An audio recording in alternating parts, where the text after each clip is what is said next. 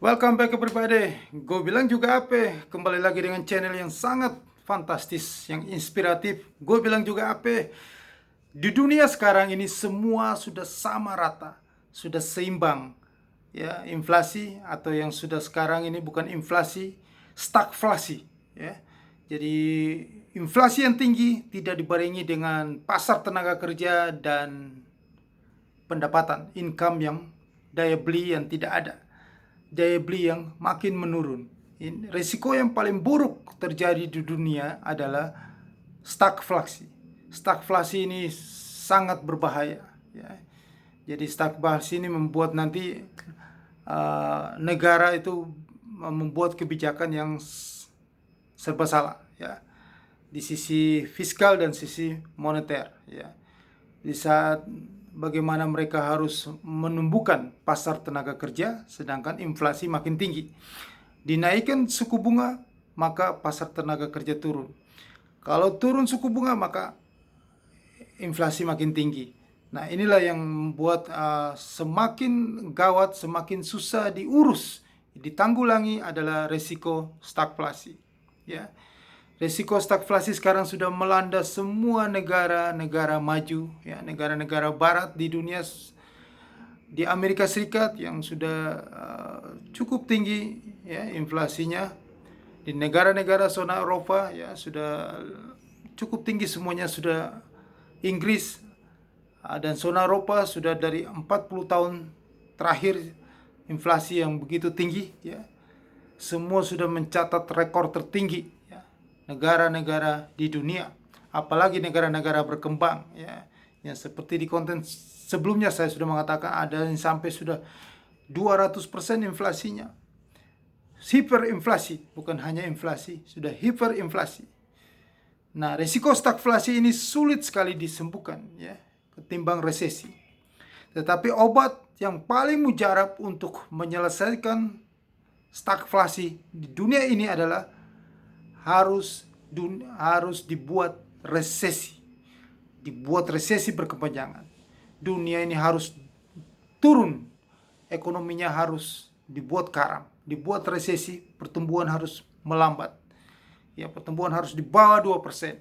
Pertumbuhan ekonomi secara global. Jadi suku bunga akan dikerek, ya, di seluruh dunia akan dikerek setinggi-tinggi mungkin.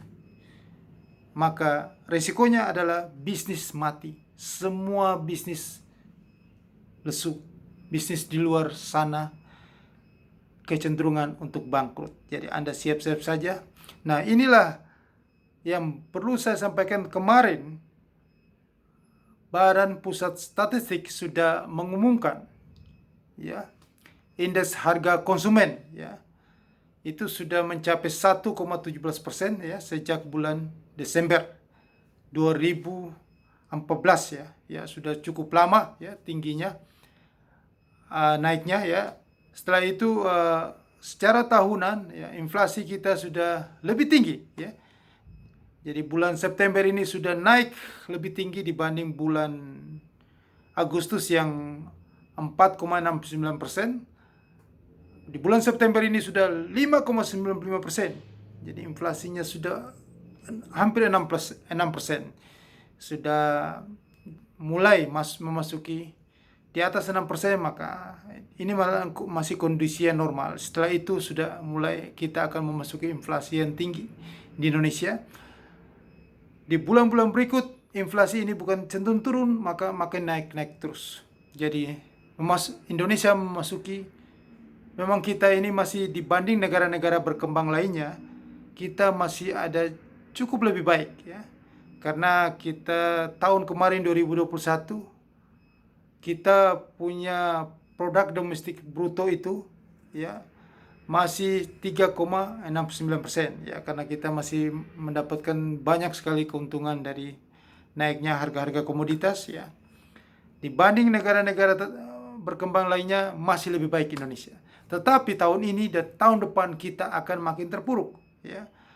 Karena negara-negara maju, negara-negara barat di luar sana secara logika mereka sudah masuk ke resesi yang paling dalam. Maka disitulah akan terjadi perlambatan ekonomi, permintaan komoditas dunia akan pasti menurun.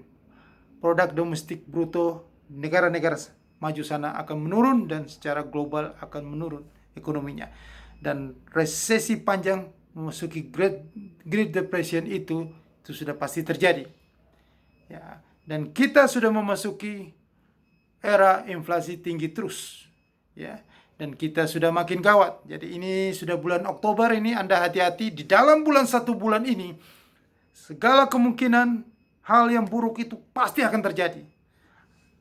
Apapun, entah apa saja yang terjadi secara fundamental atau ada sesuatu yang force major yang membuat mata uang rupiah terperosok dalam, indeks harga saham gabungan jatuh dalam, dan Wall Street akan jatuh dalam, otomatis merembet, menyeret semua masuk ke dalam jurang bersama-sama.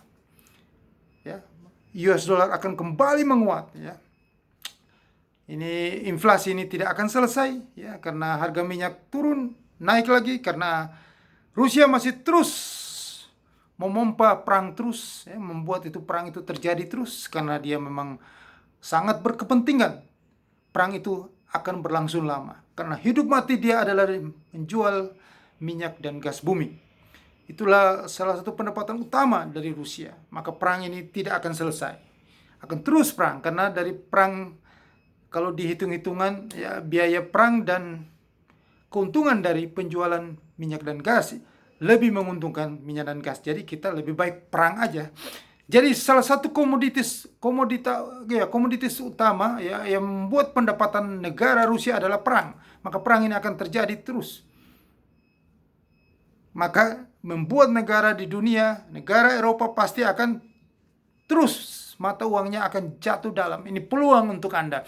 Dan di Eropa indeks harga sahamnya juga pasti jatuh, semuanya jatuh, membuat Amerika juga, Wall Street akan jatuh, dan Indonesia sudah pasti akan menuju ISG-nya 3.588, dan rupiah ini kalau jebol 18.000 itu 20.000 yang pernah dilontarkan Ibu Sri Mulyani pada awal-awal pandemik Maret April 2020 itu menjadi kenyataan. Ya, ini yang perlu Anda cermati, Anda hati-hati. Karena di saat kondisi ini terjadi, dan kondisi ini tidak akan lama, sudah terbuktikan. Inflasi kita sudah 5,95%, ya taruhlah 6%. Bulan Oktober yang nanti diumumin bulan November, itu mungkin sudah di atas 6%, mendekati 7%. Karena semua harga-harga angkutan publik, harga BBM naik, angkutan publik, angkot transportasi di seluruh Indonesia ini sudah naik harganya. Jadi inflasi di Indonesia sudah merata. Maka itu akan mempengaruhi harga-harga sembako, ya, bahan pokok pangan itu akan naik. Dan sudah mendekati akhir tahun yang biasanya harga-harga pangan itu akan naik.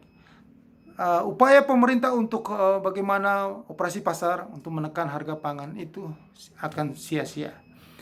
Ya, ini pasti naik.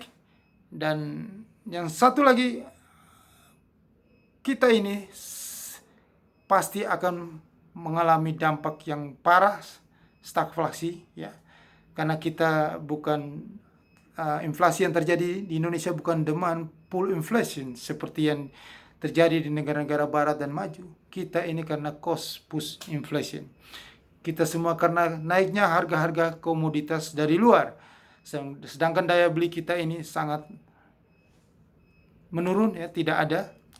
Nah, dengan inflasi sudah tinggi ini, Bank Indonesia pasti akan menerapkan suku bunga yang tinggi terus, akan naikin suku bunga terus.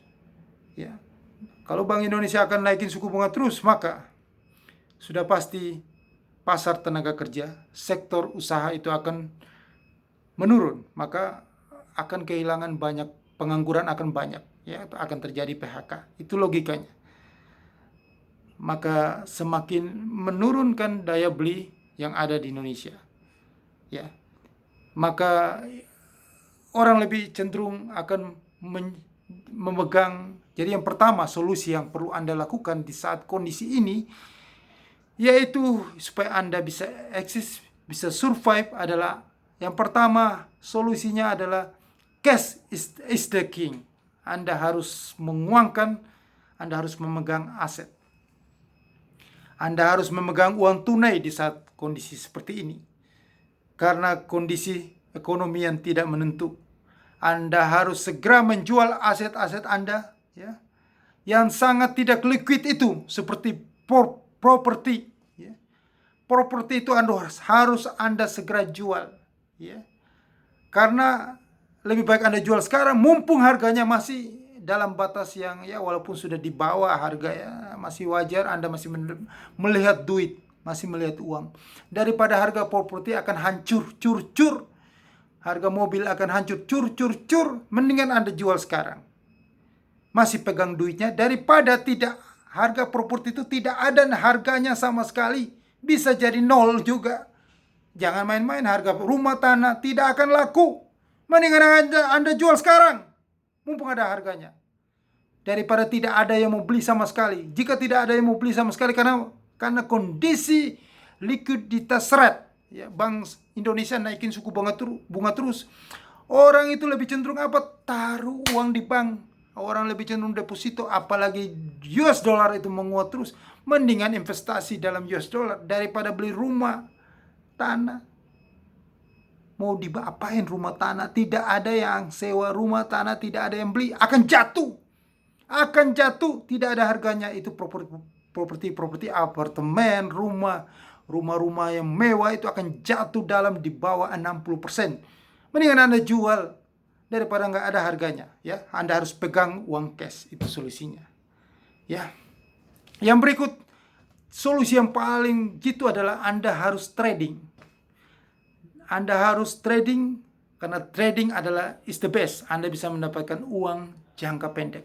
Karena kondisi inflasi tinggi, ya, kondisi stagflasi ini yang kekurangan daya beli, Anda mau usaha apa saja, UMKM, apa ke usaha kecil sekecil mikro, usaha menengah kecil, usaha mikro kecil menengah.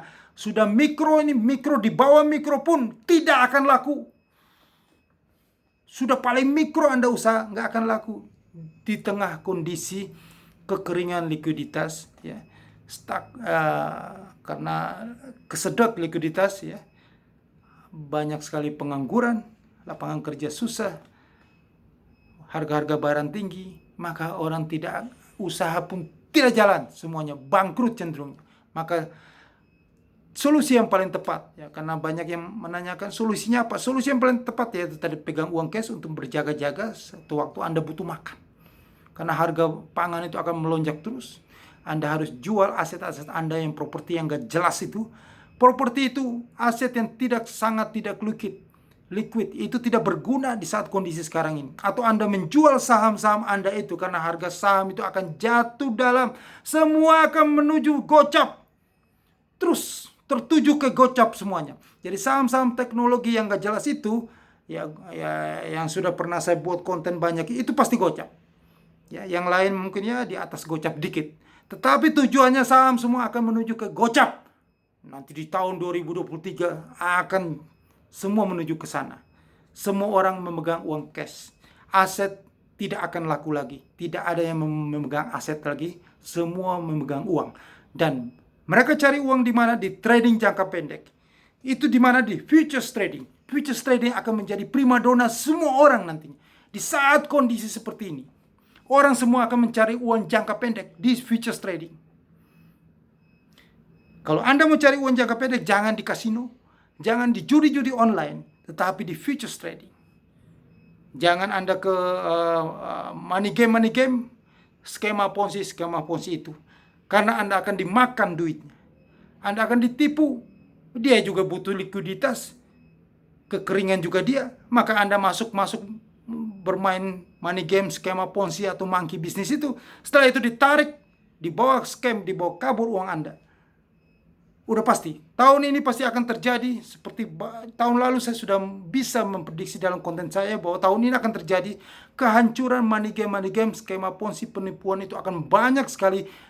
Anda akan ditipu semua orang, apalagi kripto di seluruh dunia. kripto, Bitcoin, apa itu semua hancur menuju nol harganya. Anda akan di-scam semua, banyak sekali penipuan, maka membuat orang di dunia, masyarakat di dunia makin miskin. Apalagi di Indonesia banyak sekali masuk ke kripto nggak jelas. Pokoknya nama nggak jelas, nama aja nggak jelas dibeli. Banyak sekali yang sudah kecantol di harga-harga yang tinggi. Dan nanti pada saatnya mereka akan rame-rame mengkatlos berjamaah. Mereka jadi miskin berjamaah semuanya. Kekeringan, daya beli, likuiditas berkurang di Indonesia. Itu fenomena yang akan terjadi ya di bulan ini mulainya. Oktober 2022 sampai tahun depan. Membuat semakin terpuruk dan dolar rupiah kita semakin melemah. Terus naik. Ya di minggu depan nanti lihat. Di minggu depan Oktober ini sudah terjadi itu. Cepat truk 16.000, tuk 18.000 terjadi. Nah, jadi Anda harus trading jangka pendek, yaitu di mana? Di futures market, futures trading. Yang pakai leverage, yang pakai margin. Karena Anda butuh likuiditas jangka pendek. Di saat kondisi seperti ini, kalau Anda usaha di luar sana, sudah usaha mikro, kecil, menengah, sudah paling mikro pun tidak akan jalan. Karena tidak ada yang mau beli. Semua orang usaha mikro. Tetangga Anda usaha mikro, om Anda, sebelah Anda 2 meter mikro semua. Terus yang beli siapa? Yang berbelanja siapa? Yang makan siapa? Ya begitu, seperti itu terjadi. Akhirnya berjamaah bangkrut. Itu fenomena yang terjadi setiap ada krisis-krisis seperti gini. Saya sudah melihat itu sudah lama, dari tahun 1998. Ya, semua rame-rame bertumbuh usaha mikro. Setelah itu bangkrut berjamaah.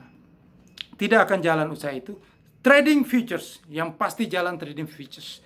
Tentunya kalau Anda tidak berpengalaman, Anda belum mengerti tentang trading futures, Anda harus perlu mentor, Anda perlu seorang yang ahli, ya, yang bisa memberikan Anda sinyal-sinyal terbaik untuk Anda dapatkan uang itu masuk ke kantong Anda di saat kondisi ekonomi tidak menentu ini. Anda dapatkan tiap hari jangka pendek ini, ya, itu yang penting. Terus Anda harus berinvestasi pada aset jangka pendek, ya, seperti yang saya sudah sering katakan kepada Anda, yaitu US dollar. Karena US dollar itu sangat liquid. Ya, emas, tapi emas logam mulia agak lambat. US dollar lebih cepat liquidnya. Ya, Anda juga bisa ke surat berharga negara, ya, obligasi negara. Karena pada saat ini itulah naik, karena suku bunga naik maka naik obligasi. Nah, yang paling penting di sini, kalau di saat kondisi inflasi Indonesia akan sudah mulai menanjak tinggi ini, Bank Indonesia akan merubah terus kebijakannya dengan menerapkan kebijakan suku bunga tinggi. Jadi sudah mulai 4,25%, ya, mungkin dengan inflasi sudah hampir 6% ini, 5,95, mungkin akan naik menjadi 4,50%, 5%, mungkin tahun ini sudah jadi 6%, 5% lebih suku bunganya. Maka Anda harus tutup pinjaman utang-utang Anda, ya, kredit Anda, ya, apa saja yang Anda kredit itu dalam bentuk suku bunga floating atau mengambang. Karena Anda akan sengsara, suku bunga ini akan naik terus, ya. Anda harus merubah skema. Anda tutup atau merubah skema pinjaman Anda dengan suku bunga tetap, supaya Anda tidak termakan, ya, dari kondisi suku bunga tinggi ini. Anda bisa tidur nyenyak. Jangan sampai Anda bisa tidak mampu membayar utang. Ya, rubahlah, tutup pinjaman Anda atau rubah dengan skema suku bunga tetap. Karena suku bunga ini akan tinggi terus, bisa sampai di atas 10%. Ya, karena di tahun-tahun berikut 2003, 2024. Nah, inilah hal-hal yang penting yang perlu Anda waspadai. Solusinya itu, ya, karena kondisi ini bukan kondisi yang sudah makin membaik, tapi makin memburuk dan panjang waktunya. Karena apa? Karena kuncinya itu Anda lihat, perang Rusia Ukraina ini tidak akan selesai. Perang inilah yang membuat inflasi itu tidak turun-turun. Minyak sudah turun, naik lagi, begitu aja terus. Karena Rusia punya kepentingan besar untuk bikin harga minyak ini naik. Jika harga minyak ini naik, inflasi itu masih saja terjadi di dunia ini. Ya, perlu Anda tahu itu. Jadi jangan Anda pikir mungkin 1-2 tahun sudah selesai. Tidak ada. Ini mengulangi lagi 100 tahun yang lalu. Great Depression. 10 tahun pemulihannya. Waktu yang sangat panjang. Nah, jadi Anda harus tahu solusi itu. Yang paling penting di sini adalah Anda harus butuh uang cash. Semuanya harus butuh uang cash tengah kondisi ini. Jual itu aset properti itu yang tidak liquid itu, tidak ada gunanya Anda pegang rumah banyak-banyak itu. Nggak ada jadi duit, justru Anda rugi. Anda mau jualnya susah. Sekarang bukan zamannya pegang rumah, tanah. Ya. Yang harus Anda pegang adalah aset yang liquid. Ya. Ya. Yang liquid yang bisa hari ini Anda butuh uang Anda jual. Seperti emas, US dollar. Itu yang paling penting, bukan investasi di rumah tanah. Memang Anda mau tinggal semuanya itu. Anda satu orang tinggal ke sini, tinggal sini. Anda sewa kan? Atau Anda satu waktu jual. Kondisi begini, harga itu akan terpuruk, jauh jatuh dalam. Rugi Anda sudah bertahun-tahun. Anda sudah kumpulin uang untuk membeli aset rumah, tanah. Anda tidak jual di waktu harga tinggi. Anda serahkan, Anda pikir bisa lebih tinggi lagi. Sekarang harga itu balik lagi kepada harga 10 tahun yang Anda beli. Jadi apa yang sudah Anda kumpul di usaha, di aset Anda sudah beli saham 10 tahun lalu, Anda tidak jual, ini kembali lagi ke harga 10 tahun lagi. Tahun yang lalu. Rumah-rumah, tanah yang Anda sudah beli 10 tahun lalu, Anda sudah kumpul, Anda tidak jual, kembali lagi. Harga itu menuju ke 10 tahun yang Anda beli. Jadi sia-sia Anda selama 10 tahun ini. Sia-sia. Itulah. Jadi orang itu jangan serak. Sudah untung sedikit, keluar. Lebih baik tidak usah beli-beli aset-aset yang tidak berguna, yang tidak liquid. Kalau Anda beli emas, US dollar, atau Anda trading di futures, itulah yang paling berguna. Anda beli saham sekarang, Anda tidak jual di harga sekarang ini, ya udah, nanti jatuh dalam Wall Street, jatuh kembali lagi ke harga 10 tahun yang lalu. Itu akan terjadi. Usaha Anda juga akan kembali lagi kolaps 10 tahun yang lalu. Jangan main-main dengan kondisi sekarang ini. Beda. Krisis-krisis ini adalah krisis terbesar sepanjang sejarah dunia ini. Lebih besar daripada yang dulu-dulu. Yang sudah terjadi di 100 tahun lalu. Di saat ini lebih besar lagi. Semakin tahun krisisnya itu semakin besar. Semakin abad, semakin dekade, krisis tambah besar terus. Karena dampaknya itu karena begitu complicatednya.